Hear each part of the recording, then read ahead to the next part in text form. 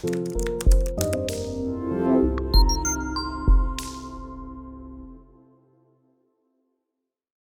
welcome to the new Fractal Model X. This is the quarterly update, the first one for 2020. We're really excited about this one.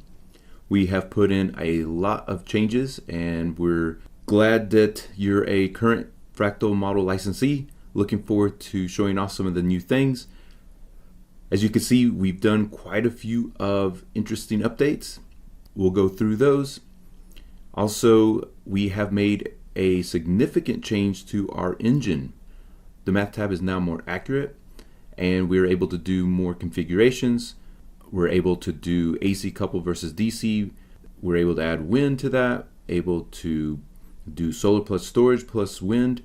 All these are more accurate in the math tab, and math tab is also more expanded. Let's jump in. I'll show you some of the updates. Let us know if you have any questions. Here we go. First thing we'll do is an overview of the Fractal model, and then we'll deep dive. So let's start. First thing you do is start with the dashboard, and with the dashboard you can see this is where you do a lot of your system configuration. Anything in blue is something that you want to take a look at to see if you like that number, if you like the configuration. We now have a lot of buttons where you can turn things off and on. Make sure you like the configuration. Next thing to do is go to the System Design tab. This is a new tab where we are putting in a lot of the engineering of the plant, and you'll see we have the ability to go from a static to a formula based, in this case round trip efficiency. Next thing to do is input any generation into this tab, and you could do wind, you could do DC versus AC coupled, and then you can do load. Next thing to do is to configure, or at least start to configure your battery. You can put in different battery chemistries. You can see how those affect your plant.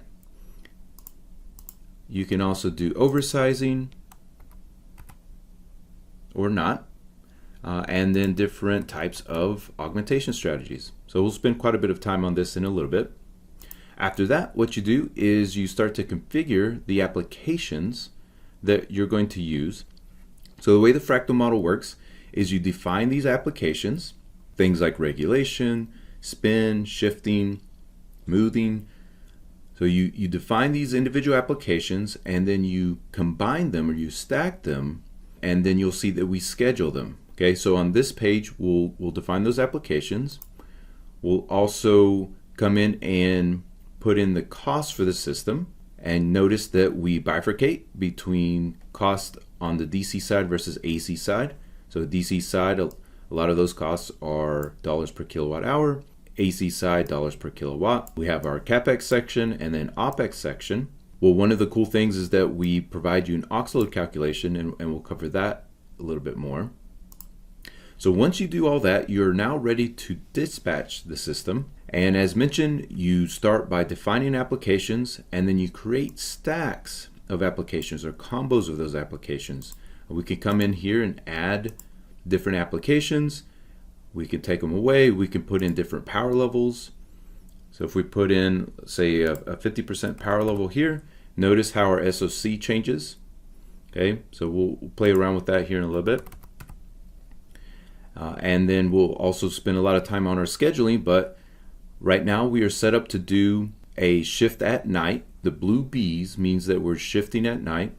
The gray F's, we are applying an application that can only charge from solar, and you can see that's coincident with our solar heat map. The red C's, we're just idle, getting a capacity payment, but essentially the battery's just idle. We could do things if we wanted to charge at night. We could put in a charge here. If we go back to our dashboard, you see now we have this charge at night. Now instead of being 100% compliant with the ITC, you see we have this charge at night. The Fractal model keeps track of that, and the ITC is affected as a result. One last thing on this quick overview. So the cash flow, of course, you have your CapEx section up here, and you can see that any augmentations are automatically inputted. Have the revenue, of course, your OpEx down here, and then you get to a bottom line, pre-tax. I would say that most of our clients, because they have very specific financial models, will take our pre-tax section and input it into their financial model. However, If you do want to use our after tax, it is here. So we do the ITC, we do any tax benefits like depreciation, whether that's accelerated or bonus, and then we have a bottom line. Oh, one more thing to show is our sensitivities tab. This came out in the last release, but this is a tab where you can put in different sensitivities, different values, different escalations for different revenue streams, different costs. Here we can put in different escalators. So if I put in kind of a crazy escalator and just continue having a 10% year-over-year escalator, you can see the rate of return goes to 6 from 5.7. So this is something that you can turn off and on. Right now it's configured to have a flat escalator, but you can change these numbers. So pretty nice sensitivities. If you just wanted a quick overview, well, that just happened. Now we can do a deep dive. If you are more of an analyst and want to see some of the features of the Fractal model, stay with me. We're going to do different configurations, whether that's AC coupled, DC coupled, standalone storage. We're going to do different business models. This is where we'll show some of the things that the Fractal model can do. Also, I'll touch on some of the inherent risk. I'll touch on some of the things that the Fractal model doesn't do for you. One, the Fractal model doesn't keep you from making mistakes. It'd be nearly impossible for us to program something that's flexible yet keeps you from making mistakes. The trade-off with the Fractal model is that it allows you flexibility, but you do have to know what you're doing to some extent. And that's why we offer a lot of training when you become a licensee, because it's not necessarily like riding a bike where you have this aha moment. And I would say perhaps that's relevant to solar, where once you learn how to model it, pretty straightforward. Unfortunately, with storage, it's more like learning a language where you have to pick it up little by little. It's better if you immerse yourself. You have to be deliberate about learning language, structure, etc. Fractal model is not a magical model that just spits out a business model that's optimized. You do have to put some work into it. You do have to have some background knowledge. All right, with that, let's jump in. So a couple of the features, you can do things like turn the storage off and on. You can do that with the solar.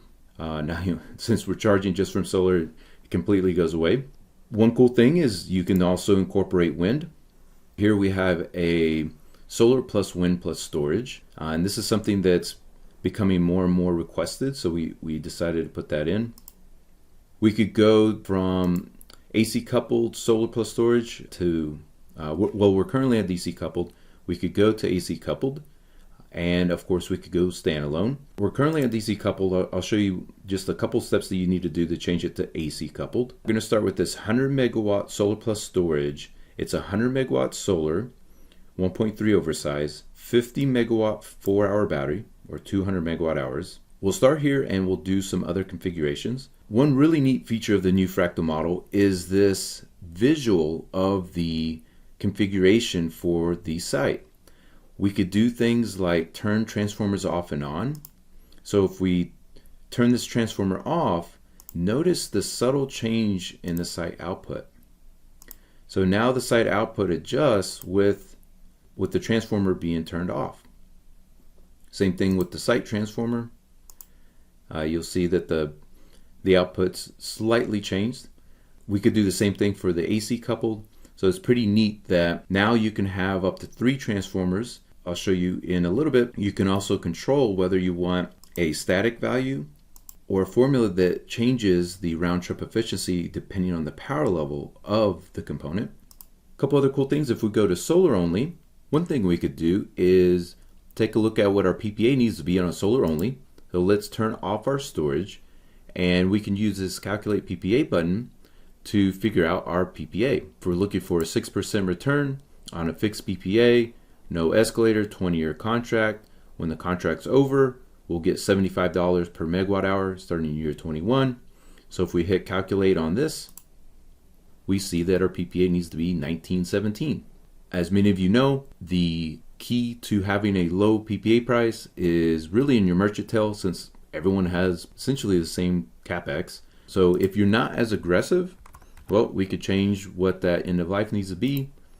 And instead of a 1917 PPA price, well, now you need closer to $27. Fractal model is not going to be as precise or as complex as your financial model, but it'll give you a good idea of what the PPA price needs to be. So I'll turn the storage back on. Another cool thing you could do on this page is figure out what the capacity price needs to be on a storage offtake contract. This is a situation where you want to offer a battery to an off-taker. Perhaps you're going to include 365 cycles per year. They're restricted to charging from solar. It's essentially what we have built right now. And you come over here to this section in the bottom right, and you would calculate, and this would tell you what your capacity payment needs to be on that battery. So that battery with a 7% return, 20-year contract, you need to get about 6.3 million per year. That comes out to $10.50 per kilowatt month. If you don't have solar, so we'll turn this off. Now we don't have any cycles going through the battery. So we have 0 cycles. So the no cycle cost on this battery, if we run this, so this would be the contract price that you need to charge on a 20-year contract to get 7% return. Of course, we could do something like 10% return.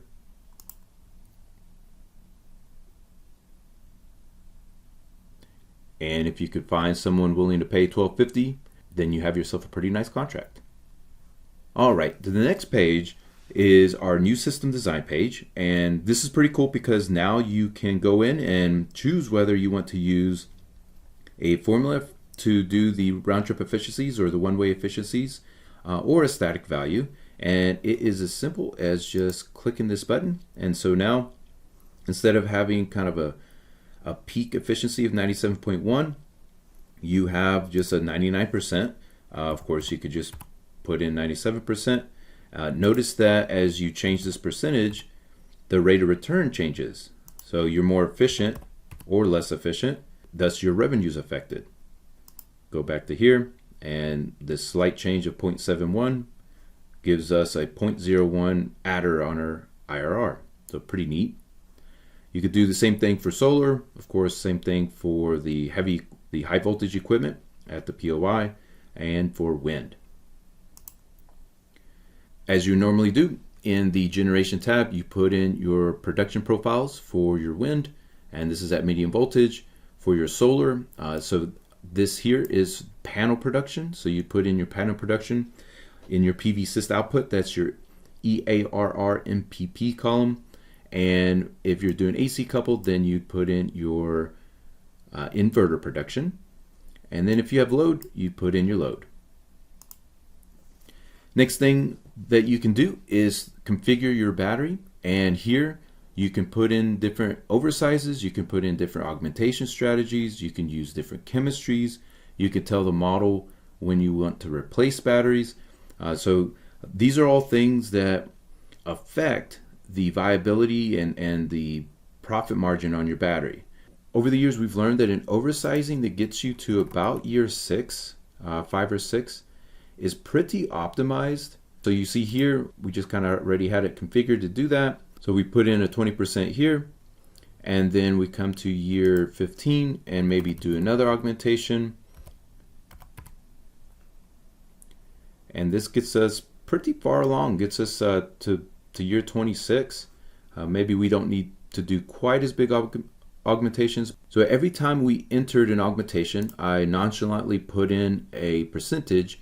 This percentage represents the percent of original cost of the batteries. If we go to the cost page, this $170 per kilowatt hour, what we do is we have a percentage of that original cost for this 20% battery augmentation. So maybe batteries are about half the price they are when you install them, but you have to also put in some margin for EPC. So the engineering, the project management, of course, the construction of it. Maybe later in life, EPC is a little more expensive, battery prices just marginally less expensive. Maybe it looks something like this. And of course, this flows into the cash flow. So if we look, we have these two augmentations in years 7 and years 15. getting to years 5 or 6 will optimize your project, but you can also do some other things with the fractal model. You can see whether or not just a beginning of life augmentation might work. So if we need to get to year 25, then perhaps this is our augmentation strategy. But maybe we're curious whether a beginning of life oversize would work. And this is really relevant to a project that's remote or where you just have a couple of inverters and it just would be difficult to oversize and logistically just would be a burden. Right now we have a total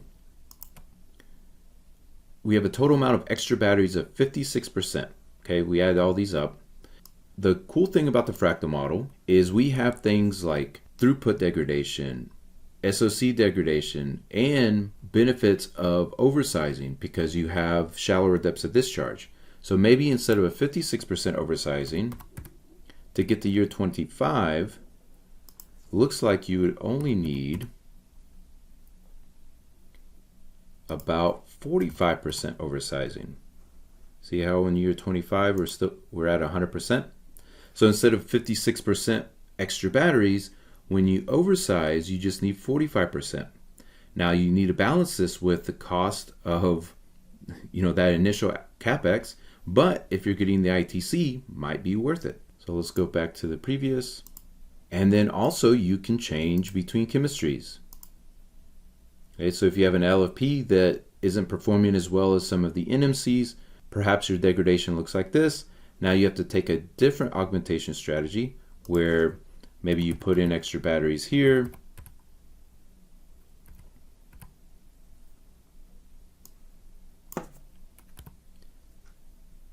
And then you need to put in more here.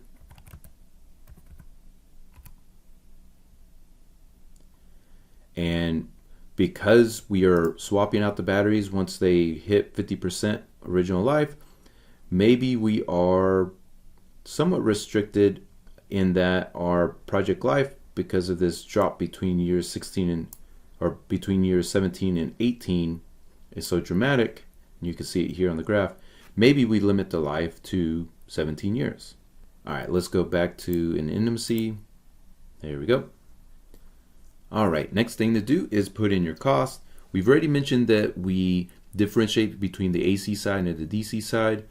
The other thing that Fractal model does for you, and this is because the consultants at Fractal, we have hands-on experience, real-world experience with operating storage, well, constructing storage, operating storage. So we give you these rules of thumb. Insurance is probably like 0.3 right now because of the fires, both in Korea and here domestically.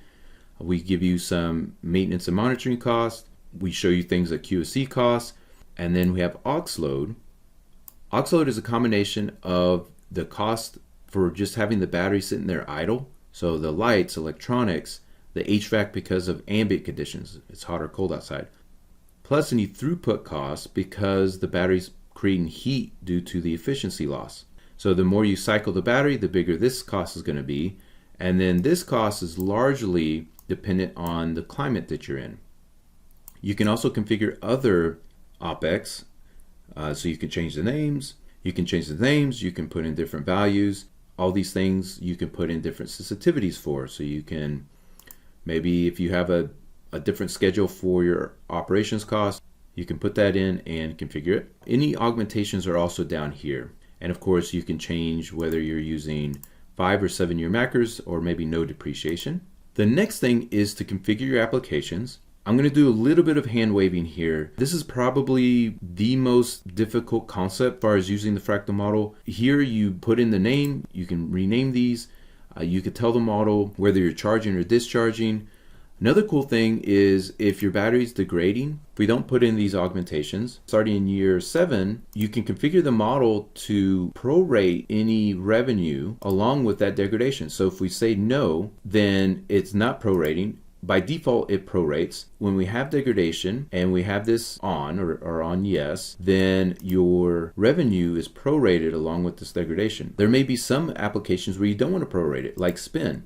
If you have a 4-hour battery, and even late in life where maybe you're close to 50% of your original energy capacity, well, you can still do spin with that amount of battery, so you don't necessarily need to prorate that amount. With spin, maybe I say no, maybe with a couple other things. Perhaps I could still do regulation, non-spin, etc. It's up to you. But this table is where we essentially tell the model what the physics of the different applications are. And then we put in costs for those different applications. So as we scroll across, you can see we have energy on the left and capacity prices on the right. Right? And with ancillary prices, you actually put in both the real-time energy and the capacity payments for those services. So you can see here we have the energy prices and then the clearing prices for the capacity, reg up prices, reg down prices. Same thing you do for spin, but for spin it's so rarely called that energy is just not a big deal. And then one cool feature, if you input a price for the capacity, say we're going to do $120 per kilowatt year. Now, all of a sudden, that capacity price is inputted. That's the application tab, and we're going to come back, and you can see now we have this capacity payment, but we're going to come back and forth, especially to view these application revenues. We've done everything we need to do. Now we are able to actually deploy our battery. As mentioned, the way the Fractal model works is you define applications, those individual applications, then you stack or you combine those applications, and we create these color-coded stacks, and then those color-coded stacks we deploy on this scheduler. The way that the scheduler works, it's a 12 by 24 scheduler. The way it works is for the month of January, this is your hourly schedule. So each day of the month, you're going to do this hourly schedule in January, while in June, you would do this every day of the month for each hour. And this is how we create this site profile. You see we have the solar, and then we have the shift in the evening. So we could do different things. We can test things out. One thing is that this gray F is an application that comes stock with the model where it restricts the battery to charging just from a renewable resource. In this case, solar. But we can test it if we try to charge out here. Okay. So here's a gray F, nothing happened with our SOC, and doesn't look like anything happened as far as our site profile. But if we put in this orange A, then a couple things happen. One, our SOC changes, and if we look at our site profile, well, now we have this random charge in the middle of the night. Okay, and as mentioned earlier, this actually reduces your ITC, and that persists through the cash flow. So one of the cool things is that you can evaluate whether foregoing or getting a partial ITC is worth it. So that's a pretty interesting aspect. So we'll change this back. One of the things that people ask us is, well, what about arbitrage? We built in this tool where you can choose which application revenue stream you want to take a look at. So this is spin. If for the spin energy revenue, this is how you would arbitrage that revenue stream for what we have in for real-time energy prices. And you can kind of tell this is a California profile. What you do is you just put in this profile, and this is how you would charge and discharge if you're chasing energy prices. And this is coming from the pricing that we have right here. We chose to look at this application pricing from this drop down, and now we have an arbitrage strategy. Keep in mind, not all arbitrage strategies are ITC friendly, so you have to evaluate that. This is how we would do it according to prices. One interesting thing is we could take a look at how our revenue stream's doing. Because of the duty cycle, we would need a little bit more revenue to offer this battery for this shifting type of service. So let's recalculate this. This is telling us that we need about 8.25 million per year if we're going to offer this to an off-taker performing this duty cycle. Because it has about 358 cycles, we have a certain degradation profile. If the off-taker wants us to maintain the energy capacity of the battery, we're going to have to go back in and perhaps do an augmentation, something like this. If we recalculate, now we need about 1450 to offer this battery. That's one business model, is how much do I need to charge an off-taker if they're going to do essentially a shift per day. So the answer is about 8.7 million per year, or 1450 per kilowatt year. That's on a 10% return, 20-year project.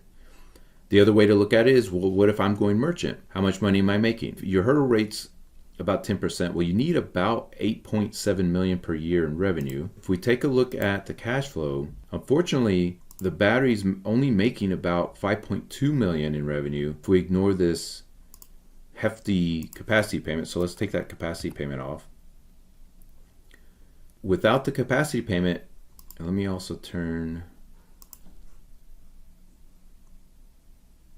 the spin off for now. This battery is only making about 5.2 million, but we needed to make almost 9 million. So we need to make a little bit more money. One way to do that, and this is a lot of what Fractal does in the background, we will incorporate ancillaries. To incorporate ancillaries, maybe what we do is we do a 3-hour shift and then we leave 1 hour in the tank to do those ancillaries. So I'm going to come down here to our tool and I'm going to do a 3-hour shift, and then I'm going to incorporate spinning reserve, and this is the purple stack that's spin. So now when I paste this in,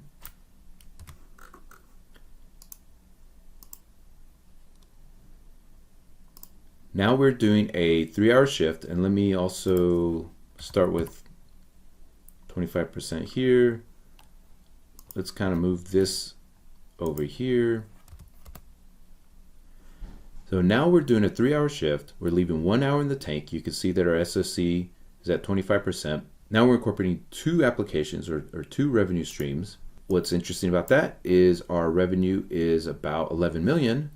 So we have cleared in concept, the 8.7 million that we needed. So just different ways of analyzing the project. At this point, you could also see what happens if you go AC coupled. In this AC coupled configuration, the only other thing to do is you need to add some cost for the BOP because you're no longer sharing that. So now in this AC coupled configuration, one more round, it's slightly more expensive to do AC coupled. Now we need right at 9 million. If we go to our cash flow, we see that we're still at that 11.1 million, plenty of money. We have a pretty decently successful business model here. Maybe we want to put in some sensitivity because we think spin won't be as robust as it is now. So maybe we have a view where it's going to go down in the next few years, and maybe that's going to happen over the next 5 years. If we turn this off and on, you can see that our project returns goes from 9% closer to 7%. Multiple ways to figure out whether an opportunity is going to make sense. And you need to incorporate your revenue streams, CapEx, OpEx, market dynamics, round trip efficiency, etc. So the Fractal model is able to balance all those things and then give you an awareness of the situation. All right, well, that's a quick run through of the Fractal model. Of course, there's lots and infinite ways to use the Fractal model, infinite ways to configure these things. We're really excited about this update. We're excited that you're using the Fractal model. There are more and more companies adopting the Fractal model. Please give us a call if you have any questions. Also, if you have any requests for future updates, we'd love to hear them. So that's a quick overview of the Fractal model. Looking forward to helping you in the future. Have a great day.